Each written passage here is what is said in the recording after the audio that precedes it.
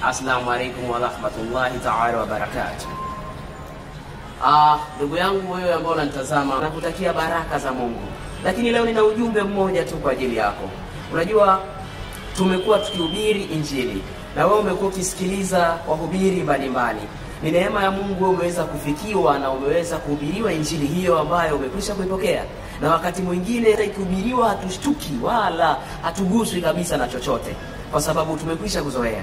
Lakini nikwambie tu, wapo watu ambao wako katika mataifa mbalimbali ambao hawapati kabisa nafasi ya kuhubiriwa Injili kutokana na mazingira katika mataifa yao. Lakini pamoja na hayo, ashukuriwe Mungu wa mbinguni kwamba watu hao wanao uwezo wa kutumia social medias, yani mitandao ya kijamii, na kupitia huko tunaweza kuwafikishia Injili. Sasa mimi na wewe tunalo jukumu.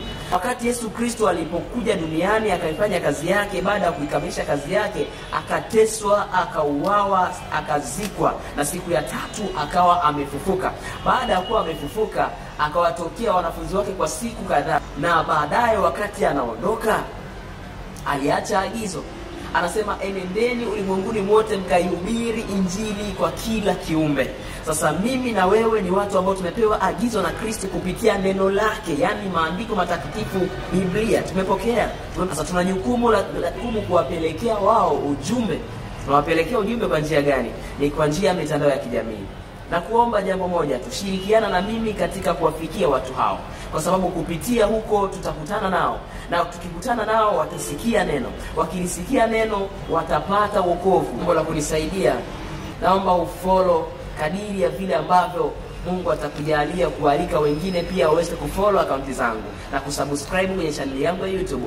Ukifanya hivyo, maana yake tutakuwa na uwezo wa kuenda live kwa ajili ya kuwafikia watu wengi. Wanatumia sana mitandao. Tunaweza kuwafikia live endapo wewe utaweza kunifollow. Jina ni Alva Isaac. Kwenye mtandao wowote wa kijamii utakutana na mimi. Please follow ili tuwafikie wengi. Mungu akubariki.